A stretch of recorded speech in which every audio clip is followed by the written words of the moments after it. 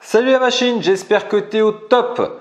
Dans cette deuxième vidéo sur les méthodes de résolution, on va voir comment est-ce qu'on va pouvoir discrétiser un problème continu afin de pouvoir opérer des dérivations simples dessus. Allez, c'est parti.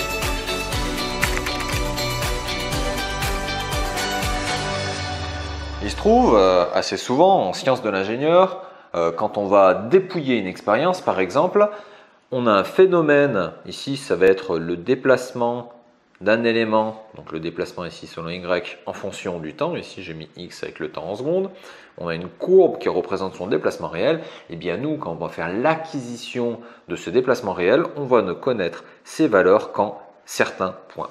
C'est-à-dire que la courbe marron ici, elle est complètement inconnue. Moi, tout ce que j'en connais, c'est ces différents points. Et j'aimerais par exemple connaître ici la valeur pour laquelle y est maximum ou y est minimum. Bref, j'aimerais pouvoir faire l'étude de cette fonction-là. Alors le plus simple, ça serait de prendre la plus grande des valeurs de mes acquisitions, bien entendu, mais qui me dit que la courbe n'a pas un maximum qui est justement en dehors de ces acquisitions-là? Après, ça pourrait être aussi intéressant, si je connais par exemple la dérivée de cette courbe-là, je vais pouvoir faire les recherches de maximum ou de minimum. Si je peux aussi connaître cette dérivée, si c'est un déplacement en fonction du temps, je peux connaître sa vitesse, etc., etc. Le problème, c'est que je ne connais pas cette courbe. Alors, on va voir ici deux techniques afin de pouvoir interpoler en quelque part cette courbe pour pouvoir déterminer ces dérivées en différents points. La méthode des différences finies et la méthode des éléments finis. Alors la méthode des éléments finis, la méthode des différences finies, ça va être bien plus que ce que je vais vous présenter aujourd'hui. Ici, on va juste voir leur capacité à l'une et à l'autre à opérer des dérivées sur un système discret. Les deux techniques se basent sur la discrétisation du problème physique. C'est-à-dire que j'ai une courbe ici qui est continue, qui représente le comportement réel, et moi, je ne connais que des valeurs en des points, c'est-à-dire des valeurs discrètes.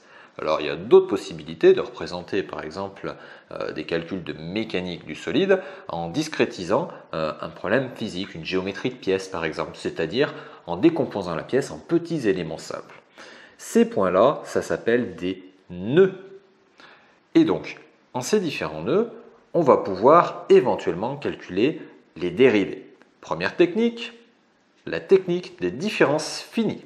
Pour appliquer cette méthode des différences finies, déjà la première chose, je vais nommer mes nœuds. Par exemple, ici, je vais donner ce nœud le point 1, lui le point 2, lui le point 3. Et j'aimerais connaître les dérivées. Alors la différence finie va me donner des dérivées au nœud. C'est-à-dire que pour le point 2, je vais pouvoir connaître la fonction dérivée, c'est-à-dire dy sur dt, ou y' si vous préférez, je vais pouvoir le connaître au nœud numéro 2, au nœud numéro 3, etc., etc. Alors pour faire son calcul au nœud numéro 2, il y a différentes techniques avec la différence finie. Je vais vous en présenter qu'une, ça sera largement suffisant pour comprendre la méthode. Donc moi, si je souhaite connaître cette dérivée, c'est comme si je souhaitais connaître la tangente à la courbe, ici au point numéro 2, c'est-à-dire cette équation qu'il y a là. Et bien cette tangente à ma courbe au point numéro 2, on va dire que c'est la même chose, qu'elle est parallèle à ce qu'il y a entre le point 1 et le point 3. Donc je peux faire ce calcul de dérivée en disant que dy sur dt au point numéro 2, c'est-à-dire cette dérivée, ou y', si vous préférez la notation, elle est égale à la valeur de y au point 1, moins la valeur de y au point 3, moins la valeur de y au point 1, sinon la valeur est négative, et tout ça divisé par cette distance-là, c'est-à-dire l'intervalle de temps. J'ai deux intervalles de temps, un premier intervalle de temps que j'ai noté dt, un deuxième intervalle de temps ici que j'ai noté dt, donc moins divisé par deux fois mon intervalle de temps, ici. C'est la pente de cette droite-là, tout simplement. Cette manière de calculer les dérivées va venir un petit peu impacter les résultats que je vais trouver. Bon, pour mon point 2, mon point 3 et mon point 4, les 4 points de la courbe au-dessus, je connais des valeurs de y. Bon, là je vais l'appeler yp1, YP2, YP3, YP4. Je connais les temps, donc le temps au point 1, etc., etc. Et donc quand je vais faire le calcul de la dérivée, par exemple quand je prenais la dérivée du point 2, je prenais YP3, c'est-à-dire celui-là, moins celui-là, divisé par l'intervalle de temps qu'il y a entre ces temps. Donc lui, je peux le calculer.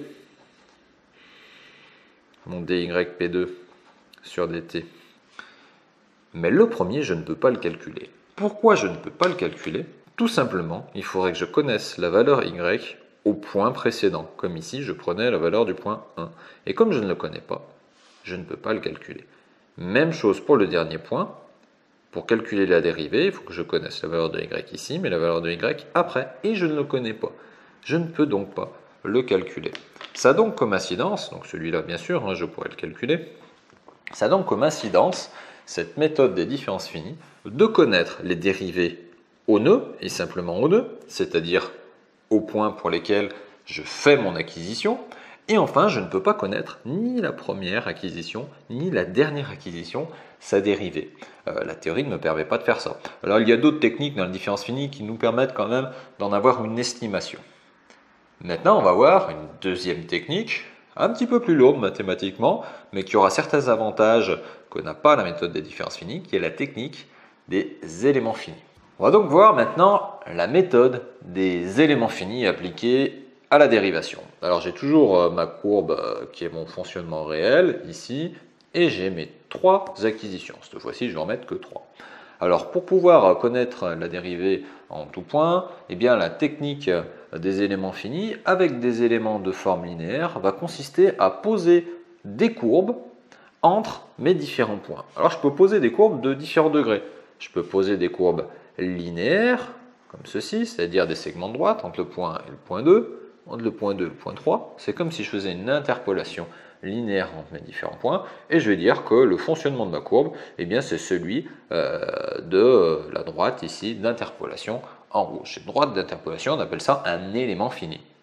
Après, on peut augmenter le degré de mon élément fini, et on peut mettre un élément fini un petit peu plus complexe, c'est-à-dire de degré 2 et pas de degré 1, comme un segment de droite, et cette fois-ci, on va pouvoir faire passer une courbe parabolique entre, éventuellement, 3 points. Alors ici ce que j'ai fait, je l'ai fait s'écarter un petit peu, il n'y a pas de raison particulière que la courbe parabolique se superpose parfaitement à la courbe de mon fonctionnement réel, parce que le fonctionnement réel a certainement un fonctionnement qui est un petit peu plus complexe que ça. Mais en tout cas, il s'approche un petit peu plus des éléments finis de degré 1 ici. Et ça, c'est un élément fini un petit peu plus grand et de degré plus élevé. Alors ce qu'on va faire, pour simplifier les calculs, on va regarder avec les éléments finis de type linéaire. Alors, je vais nommer cet élément l'élément 12 entre le point 1 et le point 2, et cet élément-là l'élément 23 entre le point 2 et le point 3. Alors ces points, ce sont les nœuds, et les éléments, ici, ce sont mes barres, par exemple.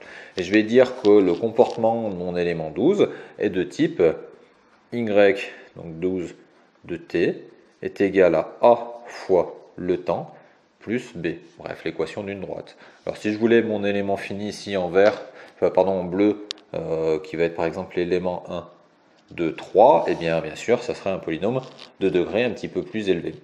Et je vais devoir calculer, pour cette équation de droite, les deux inconnus, la pente et leur donner à l'origine, A et B. Alors bien sûr, hein, je peux faire tout simplement, comme je connais en P1 et P2, je connais les valeurs de Y, je connais YP1 et YP2, je connais aussi le temps en P1 et le temps en P2, je connais tout ce qu'il y a au nœud, bien entendu je vais pouvoir en déduire les valeurs de A et de B. Je ne vais pas redétailler ce calcul des coefficients directeurs et de leur donner à l'origine d'une droite dans cette vidéo. Bref, quand vous avez donc calculé cette fonction-là, qui va être donc l'équation de mon élément fini, calculer la dérivée, eh bien c'est assez simple. Hein. Pour connaître la dérivée le long de l'élément fini, c'est-à-dire d de y12 sur dt, eh bien ça va donc être la dérivée de cette chose-là. Et la dérivée d'une équation linéaire, eh bien tout simplement, c'est sa pente A. Ça va avoir comme incidence ici qu'à l'intérieur de chaque élément fini de type linéaire, et bien sûr linéaire, il va y avoir une dérivée. Là, il va y avoir une autre dérivée. Et donc, au nœud numéro 2, si j'utilise des éléments linéaires, eh bien il va y avoir deux dérivées. dy12 ou dy23. Tandis que la dérivée, elle, est constante le long de l'élément. Alors ce qui diverge par rapport à la technique précédente, c'est qu'on connaît la dérivée ici à l'intérieur de l'élément, mais en fait on ne la connaît pas au nœud, vu qu'ici on a deux dérivées exactement au point numéro 2. Alors que la technique des différences finies, on connaissait bien les dérivées au nœud, mais en fait on n'avait aucune information sur la dérivée à l'intérieur, c'est-à-dire entre les nœuds. Donc on pouvait faire éventuellement la supposition que c'était la même chose. Enfin, autre chose intéressante, c'est qu'on connaît la dérivée ici tout au début de ma courbe et ainsi tout à la fin de la courbe. Alors qu'avec la technique des différences finies de tout à l'heure, on ne connaissait pas la dérivée au début et à la fin de la courbe. Alors, utiliser pour une courbe parabolique ici des éléments finis de type linéaire, on va s'éloigner de la solution. La possibilité, ça va être d'augmenter le maillage, c'est-à-dire augmenter le point d'acquisition, et plus j'augmenterai le point d'acquisition, plus je serai proche de ma solution. Pour terminer la vidéo, je vais vous faire un petit schéma pour représenter ceci. Mettons que par exemple, j'ai ma courbe. Si je fais peu d'acquisition, par exemple, je prends un point là et un point là, et que j'interpole la courbe avec une fonction linéaire, bien entendu, je serai éloigné de la solution. Mais si maintenant je fais beaucoup d'acquisitions, c'est-à-dire un maillage, une discrétisation très élevée, eh bien entendu que tous les petits segments de droite qui relient tous les points seront proches de la solution. Alors, on a plusieurs solutions aux éléments finis. Soit on utilise des éléments de degré plus élevé, c'est-à-dire qui se rapprochent plus de la courbe, soit on utilise plus d'éléments, comme sur le schéma ci-dessus, pour représenter le résultat. Mais qui dit plus d'éléments, dit aussi plus de calculs. Donc une lourdeur en calcul un petit peu plus élevée. Voilà, cette vidéo est donc terminée sur les méthodes de calcul de dérivées. On avait vu la méthode des différences finies, qui est peut-être la plus intuitive, on va dire, celle qu'on pourrait trouver avec un peu de bon sens. Pour trouver la dérivée en un point, on calculait la pente de la droite qui reliait le point d'avant avec le point d'après.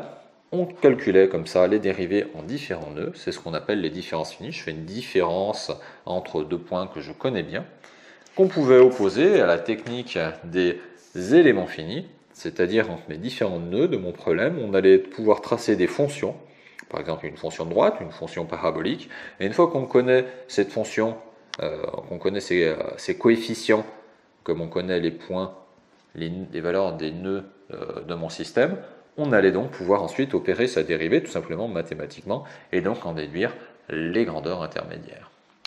Voilà, la vidéo est terminée. Bonne révision!